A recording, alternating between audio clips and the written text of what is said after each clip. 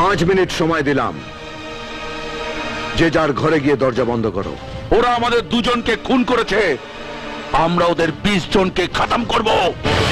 4.5 minute. চুরি পড়ে বসে আছি, খুনকা বদলা খুন। 4 মিনিট।